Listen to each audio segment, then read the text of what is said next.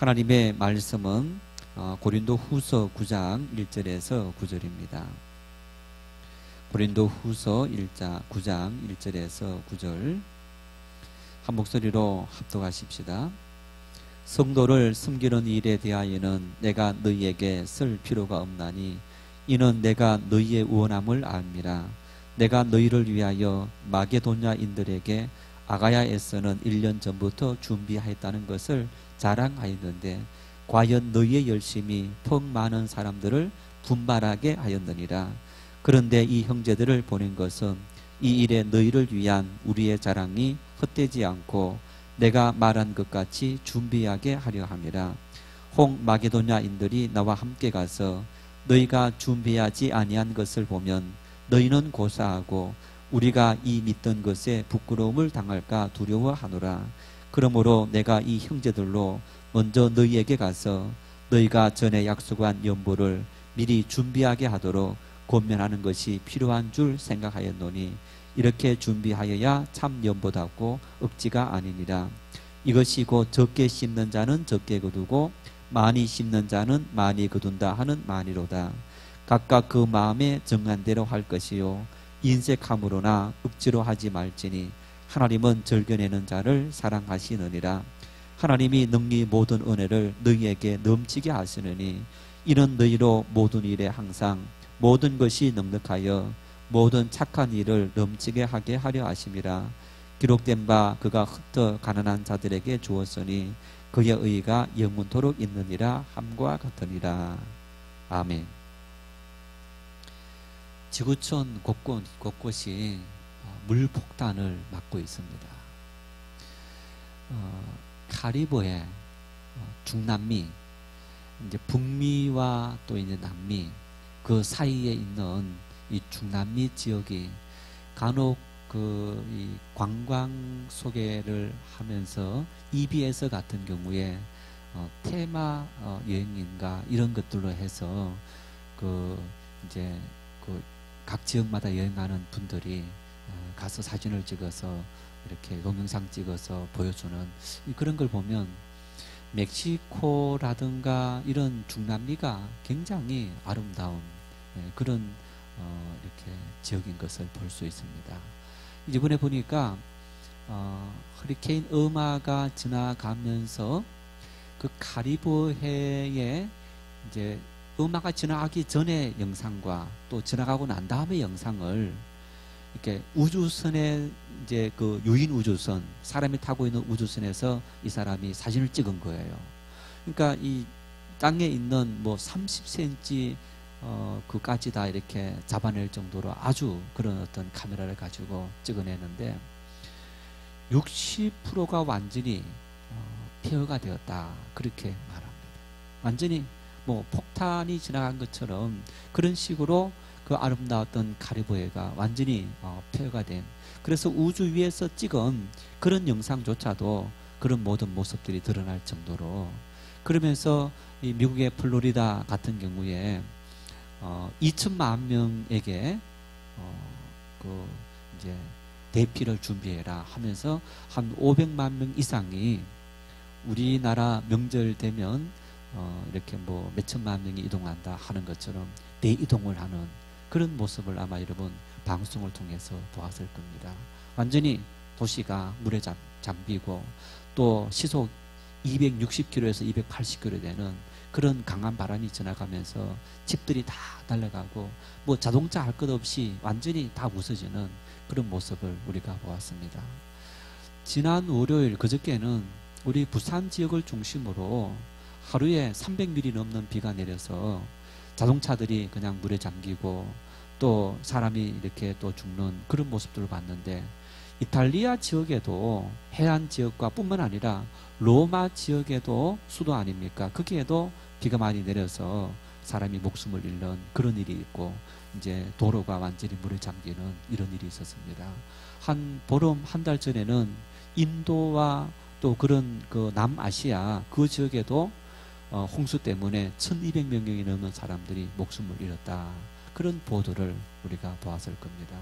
이 지구촌 곳곳마다 어떨 때는 보면 이 폭설 때문에, 어떨 때는 보면 이렇게 지진 때문에, 어떨 때는 보면 이렇게 홍수, 폭우로 말미암아 많은 사람들이 목숨을 잃는 그런 걸 볼 수 있습니다.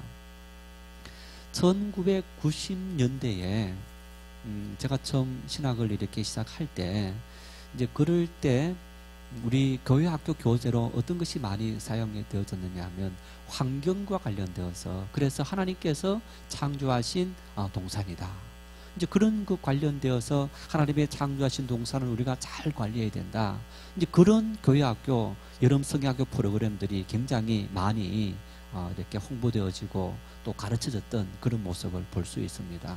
이제 그런 어떤 이유 속에는 많은 학자들이, 환경 또 과학 뭐 이런 학자들이 이런 상태가 계속되어지면 앞으로 이 지구에는 기상이변들이 많이 생긴다.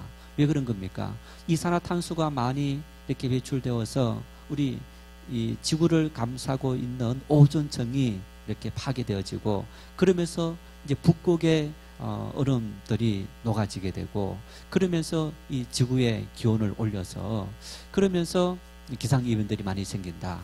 여러분, 정말 20년, 30년째 된 지금 거의 뭐 이제 예를 들어서 100년 만에 처음으로 맞이하는 어떤 폭풍우다, 폭우다, 또 태풍이다, 이런 보도들을 우리가 많이 이렇게 보는데, 이제 어떤 사이클에 따라서 생기는 그런 것들도 있을 수 있겠지만은 기상 이변으로 인한 그런 어떤 모습들인 것을 우리는 분명히 이해할 수 있습니다. 제가 어렸을 때 바닷가에서 그 낚시를 하면요, 그 여름 같은 경우에는 그냥 이제 바위 같은 데 올라가서 이렇게 보면서 놀래미를 잡아요.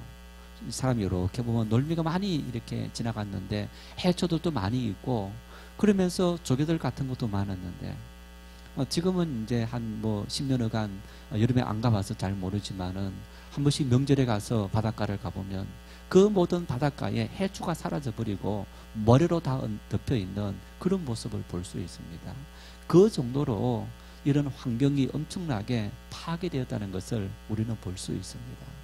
그 파괴의 결과가 어떻느냐, 다시 우리에게 부메랑으로 돌아오고 있더라. 하나님께서 함께 잘 살아라고, 이 우주 만물도 하나님은 관리하라고 했지 파괴하라고 만든 것이 아닙니다.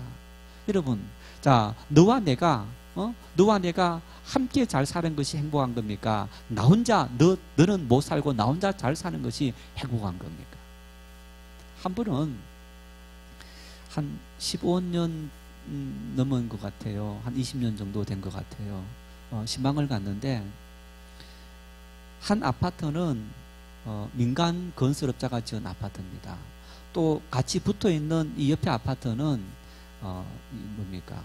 그 HS공사 거기에서 지은 그런 아파트입니다. 그런데 이 SH공사가 지은 아파트에 신방을 갔는데, 그 아파트가 얼마나 더러운지, 뭐 하여튼 주변에 쓰레기 뭐 해서 아파트에 뭡니까? 저 날파리 뭐 이런 것들이 막 온통 날아다니는 거예요. 냄새도 나고. 그런데 이 담장 하나로 두고 옆에 있는 아파트에 신방을 갔는데 거기는 전혀 딴 세상이 되는 거예요. 여러분, 그러면 그 좀 이렇게 참 가난하신 분들이 사는 그 아파트를 방치하면 결국에는 누구에게 해가 되는 겁니까? 붙어있는 좀 잘 산다는 그 아파트에 해가 되는 거예요. 같이 양보하면서 같이 이렇게 또 도와주면서 잘 살아야 좋은 환경 속에서 또 함께 잘 살아갈 수 있는 사회가 되어지는 것을 볼 수 있습니다. 그래서 나밖에 모르고 나만 잘 살아야지, 여러분, 그런 이기심이 결국에는 때가 되면 우리에게 부메랑이 되어서 나 역시도 함께 못 살게 되고 나 역시도 함께 고통받게 되는 그런 일이 생긴다는 것을 우리는 이 자연의 법칙을 통해서 분명하게 경험할 수 있게 되는 겁니다. 그래서 우리가 특히 주님의 사랑을 받은 성도들이 우리가 마음을 넓히 가지면서 나도 가난한데 그런 마음보다는 내가 이 정도 살아가는데 감사하고, 그러면서 나보다 더 연약한 사람들이 있다면 그들을 향해서 사랑을 펼칠 수 있는 그런 마음을 갖는다면 그것이 축복인 줄 믿으시기를 바랍니다. 바울사도는 고린도후서 8장에서 헌금위원으로 선정될 수 있는 자격에 대해서 언급했습니다. 그래서 지난주에 헌금위원으로 파송할 때 어떤 사람을 선정해야 되느냐, 세 가지 선정 기준을 이야기했습니다. 첫 번째는 이렇게 말했습니다. 같은 생각, 같은 비전을 가져야 한다. 두 번째는 교회 공동체 성도들로부터 칭찬을 받아야 한다. 세 번째는 그 일에 열심을 가져야 된다. 그 일에 정말 이것이 내 인생의 사명이다 하는 마음을 갖고 끝까지 감당하고자 하는 그 마음을 갖는, 이제 그런 마음을 갖는 사람들을 헌금위원으로 세워서 이렇게 그 일을 감당하도록 해야 된다. 이렇게 바울 사도가 이야기를 했습니다. 오늘 이 말씀 속에는 이제 왜 헌금위원을 파견해야 했는지 바울 사도가 밝히고 있습니다. 왜 고린도 교회에 헌금위원을 세워서 파견해야 했느냐, 그 이유를 밝히고 있는데, 본문 1절 2절 말씀을 같이 읽겠습니다. 성도를 섬기는 일에 대하여는 내가 너희에게 쓸 필요가 없나니 내가 너희를 위하여 마게도냐인들에게 아가야에서는 1년 전부터 준비하였다는 것을 자랑하였는데 과연 너희의 열심이 더욱 많은 사람들을 분발하게 하였느니라. 이제 8장을 이야기하면서 그랬습니다. 마게도냐 지역, 이제 빌립보 그리고 데살로니가 이런 지역의 성도들이 굉장히 가난한 중에 힘든 중에 많은 헌금을 했다. 어쩌면 그 많다는 액수가 돈의 액수가 많아서 많다기보다는 그들의 수준에서 굉장히 많다라고 말할 수 있는 어쩌면 그런 헌신을 바울 사도가 말씀하실 수 있는 겁니다. 그런데 이렇게 말합니다. 어떻게 이 마게도냐 지역에 있는 성도들이 열심히 그렇게 많은 헌금을 했느냐? 내가 이 마게도냐 교회 성도들에게 너희의 이야기를 했다. 아가야는 이 고린도 지역이 있는 지역을 바로 크게 이렇게 말하면 우리나라 같으면 뭐 충청북도, 이렇게 하면 그 충청북도 남도에 대전도 있고 있는 것처럼 고린도는 그 이제 한 도에 있는 한 도시다라고 말할 수 있는데, 이 아가야 지역이 바로 고린도가 속해 있는 지역입니다. 그래서 아가야 지역에 있는 너희들의 교회 이야기를 내가 했다. 이미 1년 전부터 고린도 교회는 예루살렘 교회 성도들이 굉장히 힘든다는 이야기를 듣고 그들이 마음을 다해서 구제 헌금하기로 결단했다. 그 얘기를 내가 이 마게도냐 교인들에게 했더니 그 교인들이 도전을 받아서 굉장히 분발하고 굉장히 많은 헌금을 동참하게 되었다. 이런 이야기를 하는 겁니다. 좋은 일이든 나쁜 일이든요, 전념성을 가지고 있습니다. 전념성을 가지고 있습니다. 여러분, 자녀를 키울 때 어떻게 합니까? 예를 들어서 죄송합니다. 농땡이 같은 아이들하고 친하게 지내면 어떻게 합니까? 야, 너 그 아이 가까이 지내, 그럽니까? 뭐 요즘 방송들도 보면 이렇게 이제 그 공부하지 않는 아이들, 그런 아이들하고 이렇게 친하게 자꾸 지내면 이제 공부하는 일에 관심을 가진 부모들은 염려가 되어서 이제 그 아이하고 친하게 하지 말고 저 공부 잘하는 아이들하고 친하게 지내라 라고 말하지 않습니까? 이제 예를 들어서 우리 아이가 재수학원을 갔는데 학교에서 고등학교 1학년, 2학년, 3학년 수업을 받을 때는 자습을 한다 아니면 수업을 한다, 거의 완전히 뭐 자습을 한다 이러면 절반 이상은 다 잔다는 거예요. 그러니까 아이들이 자도 선생님들이 뭐 깨우지도 않고 그냥 자유롭게 내버려 둔다는 겁니다. 그런데 이 재수학원을 갔더니 재수학원에는 이제 시험을 쳐서 클래스를 다 정하지 않습니까? 이제 클래스를 정하는데 그 클래스 가서는 잠을 잘 생각조차 못한다는 얘기입니다. 왜 못하느냐? 주변의 아이들이 그냥 눈을 또렷또렷 뜨고 열심히 열공하는 그 모습을 보면서 자기 스스로가 도전을 받았어요. 그래서 우리가 어떤 환경 속에서 공부하고 생활하느냐는 굉장히 중요한 일입니다. 사실 여러분, 좋은 일이 전념 잘 됩니까? 나쁜 일이 전념 잘 됩니까? 어떻습니까? 사실은 나쁜 일이 훨씬 더 전념이 잘 되는 거예요. 아이들을 보세요. 여러분, 좋은 일을 본받는 것은 굉장히 어려운데 나쁜 일을 본받는 것은 굉장히 쉬운 거예요. 자, 여러분, 누군가가 어떤 사람을 칭찬합니다. 그러면 그 사람하고 같이 다니면서 내가 다른 누군가를 칭찬하는 것을 잘합니까? 아니면 어떤 사람은 다른 사람을 자꾸만 이렇게 나쁘게 이렇게 흉을 봅니다. 그러면 나도 흉을 보는 거. 칭찬하는 걸 잘할까요? 흉 보는 걸 잘할까요? 예, 흉 보는 걸 잘합니다. 열심히 하는 것보다 노는 것을 훨씬 더 잘 배우게 되는 거예요. 이 공부하는 학생들만 전념되는 것이 아닙니다. 어떤 이 분위기 따라서 전념되는 이제 그런 어떤 모습들이 공부하는 학생들뿐만 아니고 여러분 교회 공동체에서도 마찬가지인 겁니다. 교회 공동체에서도 예를 들어서 어떤 사람들이 열심히 하자. 그러면요, 그 열심히 하자라는 그 분위기가 막 불타오르면 그 분위기가 계속하면서 열심히지 않는 사람들도 열심히 사람을 따라가게 되는 거예요. 그런데 어떤 사람이 시험 들어서 그냥 하루아침에 갑자기 열심히 했다가 저긴 이렇게 소극적이 되고 어떤 이제 반대자가 되어서 계속 이렇게 어떤 그 누룩처럼 그렇게 한다. 그러면요, 어떻게 됩니까? 자꾸 그 주변에 그런 사람들을 꼬드겨서 자꾸 그런 사람들이 많아지면서 어떤 그런 무리를 만드는 것을 볼 수 있는데 그 사람들하고 가까이 하게 되면 열심히 어떤 신앙이 떨어지는 것을 볼 수 있습니다. 보세요. 여러분 간혹 우리가 몸에 이렇게 나쁜 암세포가 생깁니다. 이 암세포 생기면 어떻게 해야 됩니까? 잘 키워야 됩니까? 암세포 생기면 어떻게 합니까? 무조건 그 암세포를 도려내야 됩니다. 왜 도려내야 됩니까? 예, 전이 되기 때문에. 전염시키기 때문에. 전염시켜서 결국은 나를 죽게 만들기 때문에. 우리 몸에는 하루에도 수십만 개의 어떤 암세포 인자가 생겼다가 면역체계에 의해서 죽고 사라지고 한다는 거예요. 그런데 그것이 면역체계를 뚫고 생존하게 되면 그것이 암세포가 자라게 되고 그것이 덩이가 되고 덩이가 될 뿐 아니라 다른 부위에도 전이시키게 되면 우리 몸이 결국은 견디지 못하고 죽게 되는데 여러분 그 암세포를 만일 내가 늦게 발견했다 그러면 이미 참 우리 목숨은 포기해야 되는 거고 일찍 발견해서 그것을 우리가 도려낸다 하더라도 오랜 세월 동안 그 암세포를 이기기 위해서 엄청난 노력을 기울이는 것을 우리는 볼 수 있는 겁니다.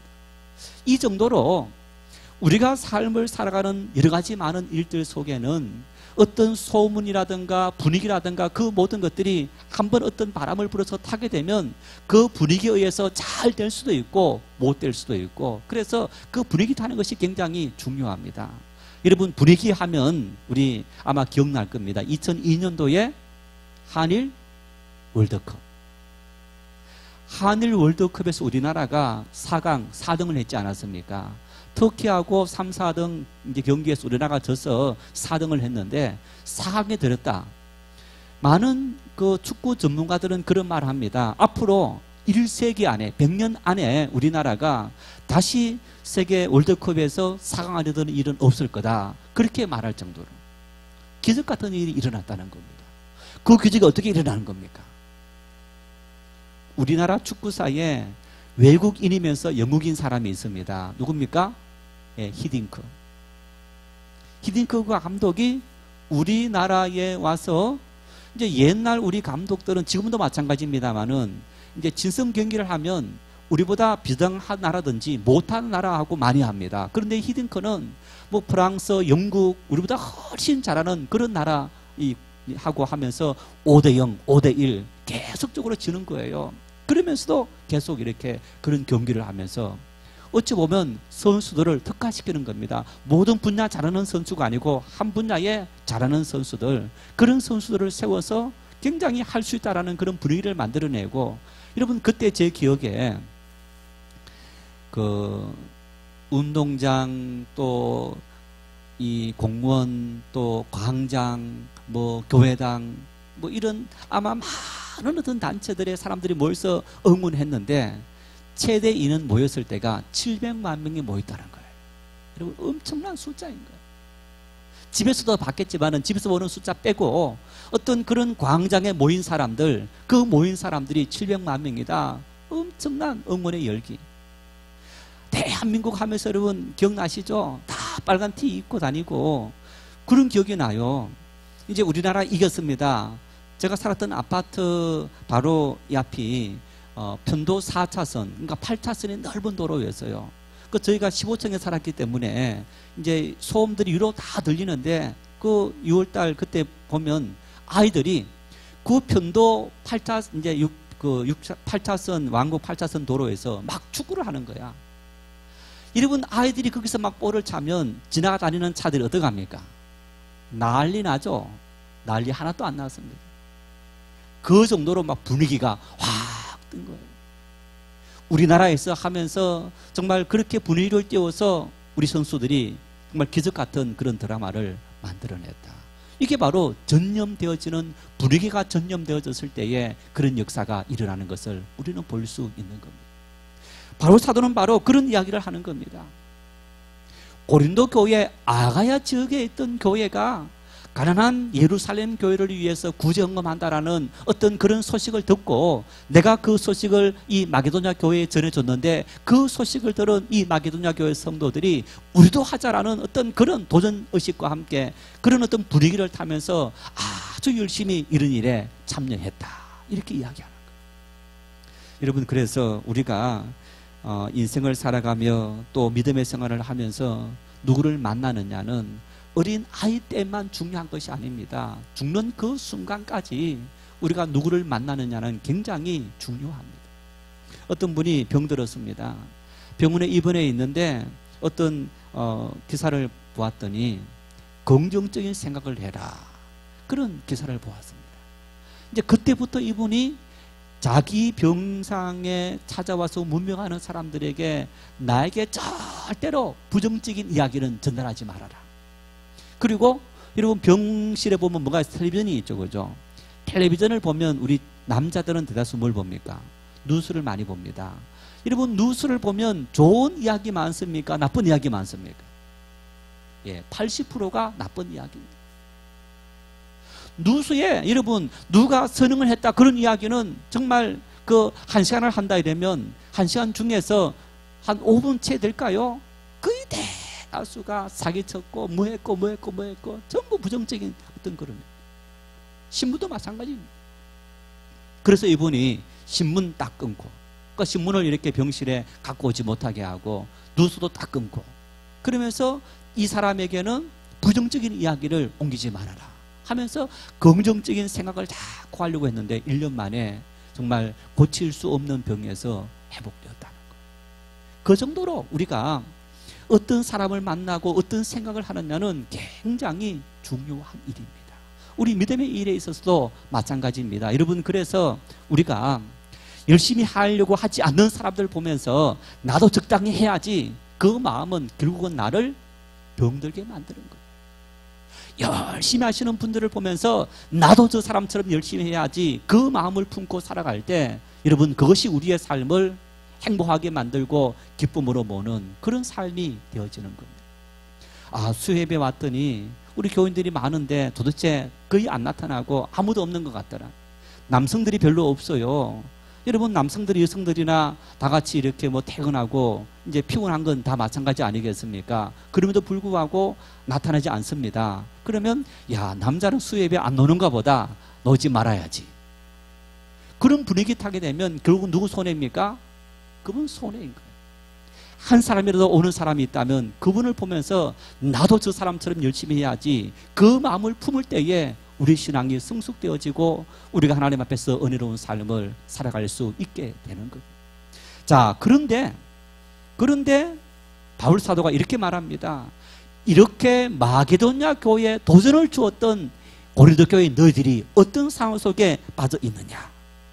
응? 너희들이 어떤 상황 속에 빠져 있느냐? 너희들이 거짓말쟁이가 되었다라고 말합니다. 너희들이 1년 전에 작정하고 이제 예루살렘 교회를 돕겠다 해서 내가 아가야 교회 소식을 마게도냐 교인들에게 얘기했더니 그들이 좋은 분위기를 타고 했는데 1년이 지난 너희들이 아직까지 조금도 움직이지 않고 있는 것을 보면서 이것이 도리어 마게도냐 교회 성도들에게 시험거리가 된다 하는 이야기를 하고 있습니다. 3절 말씀을 읽겠습니다. 그런데 이 형제들을 보낸 것은 이 일에 너희를 위한 우리의 자랑이 헛되지 않고 내가 말한 것 같이 준비하게 하려 함이라. 4절입니다. 혹 마게도냐인들이 나와 함께 가서 너희가 준비하지 아니한 것을 보면 너희는 고사하고 우리가 이미 있던 것에 부끄러움을 당할까 두려워하노라. 이 말씀 보십시오. 3절 말씀에 우리의 자랑이 헛되지 않고 너희들이 한다 해서 이 마게도냐 교회가 했는데 너희들이 정작 하지 않는다면 우리가 자랑한 그 모든 것이 무엇이 되겠느냐? 거짓말 했구나. 우리가 이 마게도냐 교인들에게 거짓말쟁이가 될 뿐이다. 이제 바울 사도가 이 마게도냐 교회에서 헌금을 모아서 예루살렘 교회를 갈 때 고린도 교회를 둘러서 이제 그 배를 타고 예루살렘으로 가게 됩니다. 이제 그랬을 때 고린도 교회 갔는데 고린도 교회에서 헌금이 준비되지 않았다 했을 때에 함께 했던 마게도냐 교회 지도자들이 함께 했던 일꾼들이 어떤 마음을 갖겠느냐? 이 바울 사도가 우리를 속였구나. 거짓말했구나. 막 열정으로 불붙었던 그 교회의 불꽃이 하루아침에 사그라들 수 있는 그런 시험거리가 된다라는 얘기입니다. 그래서 바울 사도는 이제 그 일 때문에 마게도냐 교회를 방문하기 전에 이 고린도 교회를 방문하기 전에 그것을 준비하기 위해서 일꾼들을 미리 파견한 겁니다. 5절 말씀을 읽겠습니다. 그러므로 내가 이 형제들로 먼저 너희에게 가서 너희가 전에 약속한 연보를 미리 준비하게 하도록 권면하는 것이 필요한 줄 생각하였노니 이렇게 준비하여야 참 연보답고 억지가 아니니라. 너희들이 약속한 것을 이제 준비해라. 준비했다가 가게 되면 준비해서 내어놓는 그걸 가지고 함께 예루살렘 교회에 전달할 수 있도록 하는 것이 좋겠다. 여러분, 우리가 이 말씀을 통해서 이 5절 이하에서 두 가지 헌금의 아주 중요한 자세를 말씀해 주고 있습니다. 먼저 헌금은 어떻게 해야 되느냐? 예를 들어서 내가 헌금에 대한 설교를 듣고 은혜를 받았다. 막 마음이 뜨거워졌습니다. 헌금해야지 하면서 내가 작정했습니다. 집에 돌아가고 시간이 지났습니다. 여러분, 그 작정한 것을 하려고 하니까 어떤 마음이 됩니까? 아까운 마음이 듭니다. 그것이 시험거리가 되는 거예요. 그래서 헌금은 준비해야 되는 거예요. 이 준비한다는 것은 우리의 모든 형편을 살펴야 된다, 이런 이야기입니다. 자, 여러분, 성경 말씀 특히 구약을 보면요, 이스라엘 백성들이 하나님 앞에 제사를 드립니다. 제사를 드릴 때에는 꼭 제물이 있어야 됩니다. 제물이 있어야 되는데 번제를 드린다든가 속건제, 속죄제 이런 제사를 드릴 때 제사를 드릴 때 제물을 드리는데 이렇게 말씀하고 있습니다. 그 사람의 수준에 따라서 어떤 사람은 소를 제물로 바치고 어떤 사람은 양이나 염소를 바치고 어떤 사람은 비둘기를 바치라.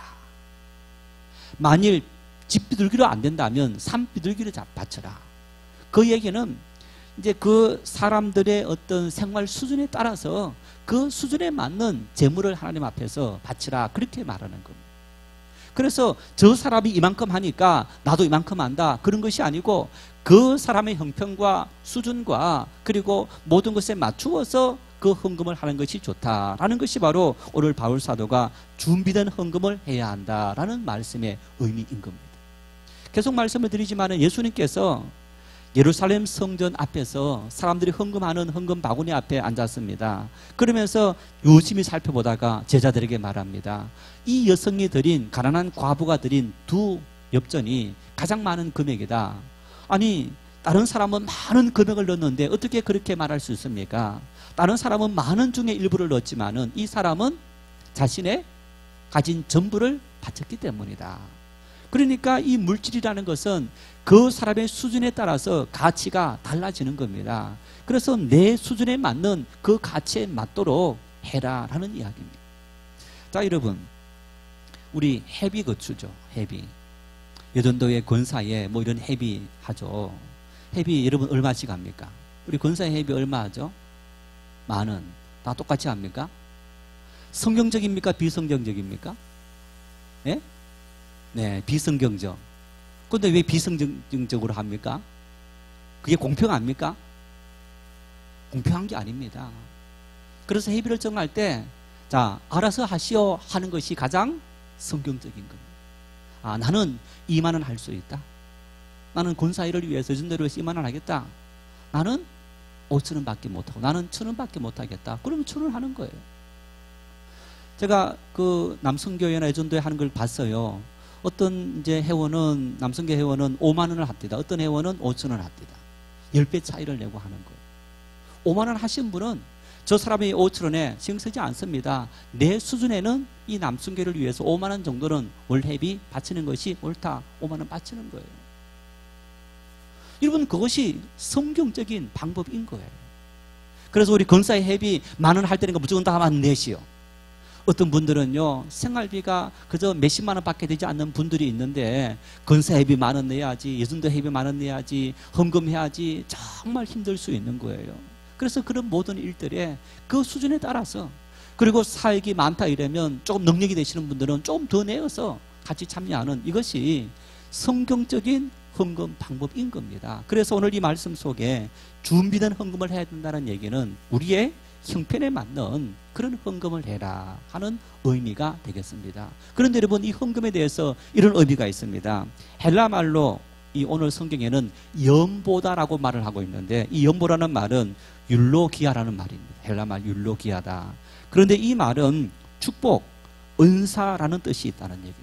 그래서 여러분, 이 연보를 드린다라는 의미는 받는 자는 물론이지만은 바치는 사람에게도 큰 축복을 가져다 준다라는 얘기입니다. 성경을 보십시오.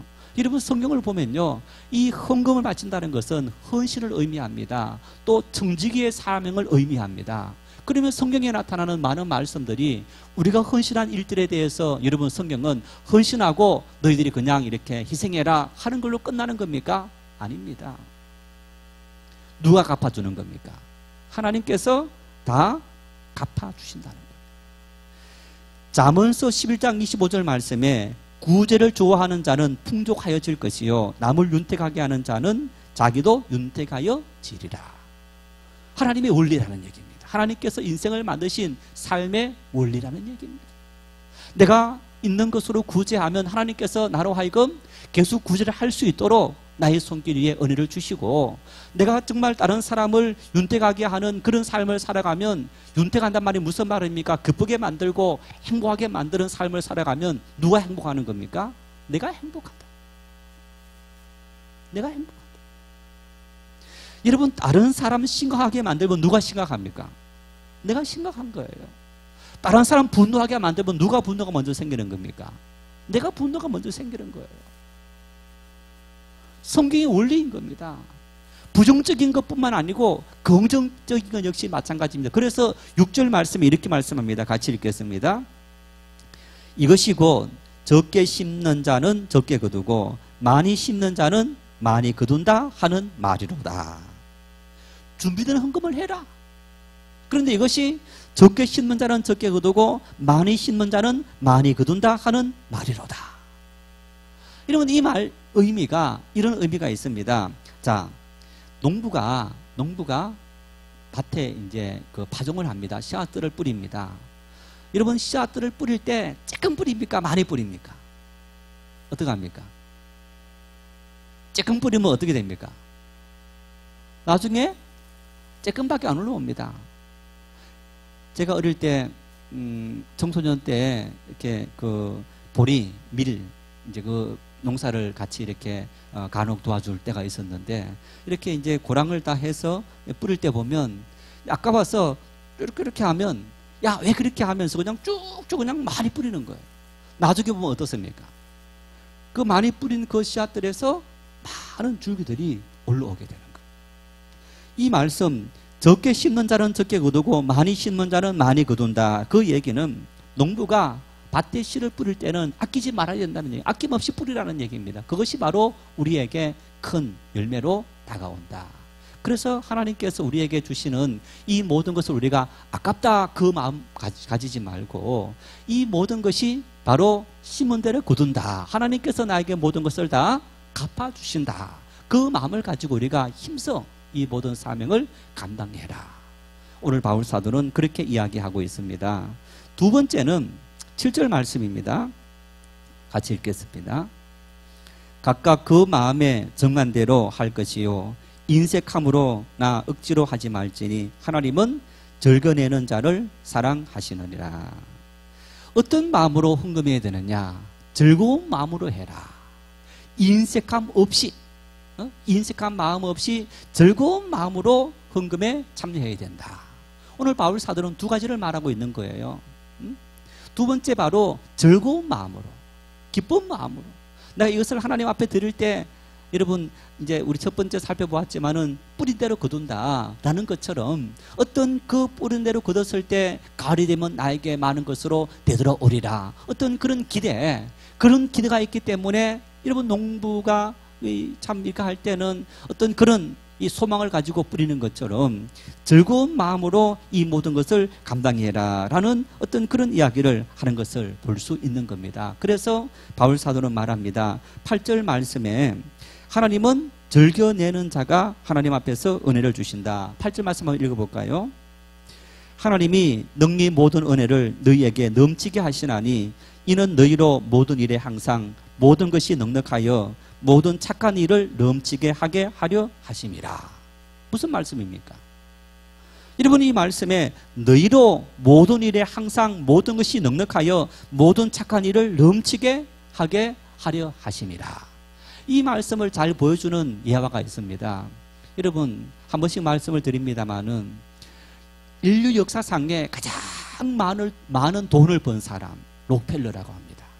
그러니까 지금 현재 가치로 환산을 하면 록펠러만큼 많은 돈을 번 사람이 아직까지 없다고 합니다. 기자가 이 록펠러에게 질문을 했답니다. 어떻게 당신은 그런 큰 부자가 되었습니까? 록펠러가 하는 말이 하나님께서 나에게 재물을 주시면 이 재물이 다시 가난한 사람들에게 연약한 사람들에게 돌아간다는 것을 아셨기 때문에 하나님께서 나에게 이런 엄청난 재물을 주셨다. 그런 고백을 하더라는 거예요. 이 8절 말씀은 바로 그런 말씀인 겁니다. 하나님께서 나에게 넘치도록 주시는 것은 나에게 주시면 하나님은 그것이 더 연약한 이웃들과 가난한 사람들을 향한 영보로 이것이 사용되어지는 것을 아시기 때문에 하나님은 더 큰 은혜를 나에게 베풀어 주셔서 내 손을 복되게 하셨고 넘치도록 축복하셨다. 이런 책이 있습니다. 물질과 관련되어서 은혜를 받은 사람들을 이렇게 모아놓은 한 기자가 쓴 책입니다. 한 거의 20년 정도 지난 책인데 그 책 중에 이런 내용이 있어요. 어떤 한 분이 사업을 하다가 쫄딱 망한 겁니다. 쫄딱 망했는데 자기 집 전세 얻을 정도의 돈만 남겨놓고 다 망한 겁니다. 교회를 갔습니다.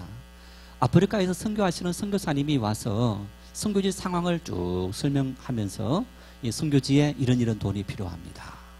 이제 그 설교를 듣고 마음에 감동이 되어서 어떻게 하고 고민하다가 자기 전세 얻을 돈을 헌금 다 하고 자기 집안 식구들은 월세 앉았다는 거예요. 그런데 이분이 10년이 지났는데 자기가 바친 전세 값에 비해서 1000배가 넘는 복을 받았다는 거예요. 당장 내년이 아니고 10년이 지났을 때. 그래서 그분의 이야기가 내가 하나님 앞에 전부를 바쳤더니 하나님은 나에게 엄청난 것으로 100배, 60배, 30배가 아니고 1000배 나에게 하나님은 갚아주시는 그런 하나님이시다. 무슨 얘기입니까? 내가 주를 위해서 선한 일에 연모를 했을 때에 하나님은 그 일을 감당할 수 있도록 나에게 더 큰 은혜와 능력을 부어주셨더라. 여러분 우리는 하나님 앞에 헌신할 때 전도하는 일, 봉사하는 일, 기도하는 일, 여러분 헌금하는 일, 그 모든 일들 정성을 다 해야 됩니다. 열심히 다 해야 됩니다. 그러면서 그때 어떤 마음을 가져야 되느냐? 하나님께서 내가 하는 이 모든 일에 대해서 갚아주신다. 그 믿음으로 할 수 있어야 합니다. 그저 내가 희생하듯이 없는 돈을 하듯이 그런 게 아닙니다. 하나님은 이 모든 일에 대해서 하나님께서 때가 되면 갚아주신다. 그 약속을 믿고 하는 것이 우리들의 삶의 고백이고 그것이 신앙이라는 것. 오늘 바울 사도는 바로 그런 이야기를 우리에게 하고 있는 겁니다. 하나님은 준비된 헌금을 원하시고 뿐만 아니라 하나님께서는 받은 은혜에 대한 그 모든 것을 하나님은 우리가 드릴 때 기쁘게 받으시고 그 받으시는 하나님은 우리가 더 많은 것들로 계속적으로 하나님 앞에 헌금하고 헌신할 수 있도록 우리에게 은혜를 주시는 그런 하나님이시다. 우리는 그 하나님을 믿고 헌신하고 충성하는 그런 삶을 살아가야 된다. 우리 아동부 이제 교육부서에서 지난주에 교사 모집 공고를 내었습니다. 이제 그리스도를 본받아 이렇게 이제 냈는데 유아부, 유치부, 아동부, 청소년부. 여러분 교사로 봉사하는 것이 힘듭니까? 쉽습니까? 예, 힘듭니다. 이제 아이들 섬기기 위해서 미리 예배 나와서 준비해야 되고 또 아이들을 섬겨야 되고 아이들 위해서 기도해야 되고 어떤 그런 일들. 나는 자격이 있을까? 그런 분들은 염려하지 마시고 신청하시길 바랍니다. 여러분 유아부 같은 부서들은 이제 5세 미만 아이들이라서 거의 한 사람이 한 아이를 맡아서 책임져 줘야 될 아이들입니다.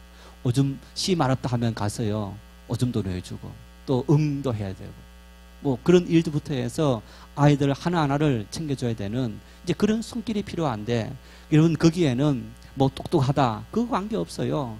아이를 키워보신 분들은 누구든지 가능한 겁니다. 나는 그거라도 못한다 생각하면 여러분 아이들이 벗고 또 신는 그 신발 그거라도 정리해주고 또 간식 담당 했지 않습니까? 매일 아이들 우유 사오고 요구르트 사오고 그 일도 도와줄 수 있는 일입니다. 내가 주를 위해서 헌신하려고 노력할 때 하나님은 우리의 시간과 우리의 건강을 책임져 주시는 하나님이신 것을 우리는 믿고 이 헌신에 동참할 수 있어야 하는 겁니다. 그런 마음을 가지고 하나님 앞에 우리가 헌신할 때 하나님은 우리의 모든 삶에 은혜를 주시는 그런 하나님이지. 여러분 우리가 이 신학적으로 이런 이제 은혜를 이제 일반 은혜다, 특별 은혜다 이렇게 나눕니다. 이제 일반 은혜라는 얘기는 햇빛이 내리는데 여러분 햇빛이 믿는 사람에게만 내립니까? 믿지 않는 사람에게도 내립니까? 이 땅을 살아가는 모든 사람에게 빛이 내립니다. 자, 비가 내리는데 여기는 믿는 사람의 밭이 있고 여기는 안 믿는 사람 밭이 있다. 믿는 사람 밭에만 비가 옵니까? 같이 오는 거예요.